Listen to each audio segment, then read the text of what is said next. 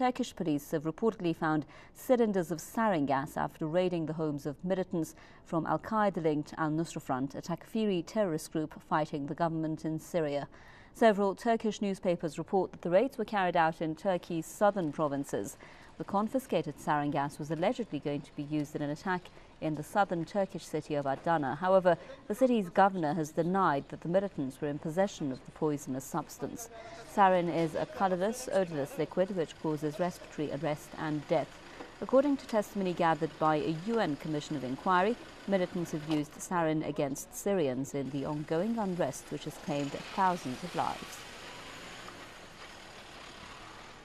Mr. Redwan Rizk is a political analyst with me now live from Beirut to share his thoughts with us. Mr. Rizk, first of all, the issue of chemical weapons and chemical substances being used in weapons is, of course, when we speak of humanitarian issues of war, very important. How can we guarantee that these weapons are not going to be used? And what does this report, do you think, says about the use of chemical substances in Syria? Well, before we say that, what guarantees do we have not to be used those gases against civilians or against the army?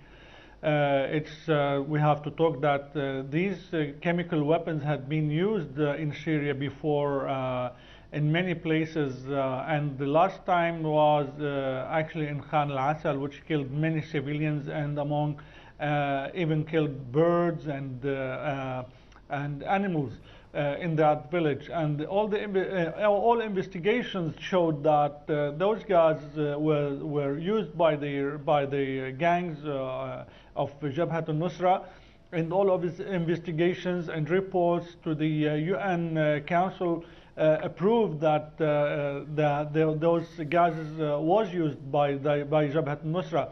The question remains: where do they get those gases from, and how do they transport those kind of gases, and were they trained to use those gases?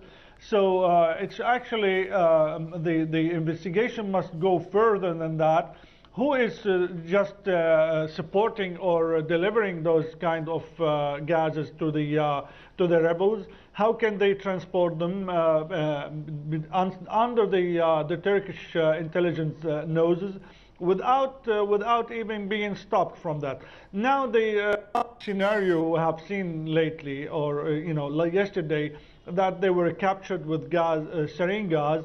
That also proves that the Americans and the Europeans are lying about that.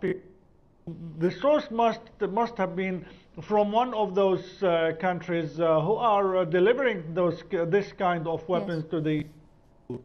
Now the investigation with the UN must believe and recognize that those cannot, even if they deny that they did not supply or they're not allowing them to use, and they have arrested them. Yes. But it's nothing but a lie, and this proves that those kind of groups cannot be controlled at all, and they are willing to go as, yes, far as using any lethal weapons they do have. Okay, Mr. Redwan Rizk, a political analyst, speaking with us there live from Beirut with his comments there. Thank you very much, Mr. Rizk.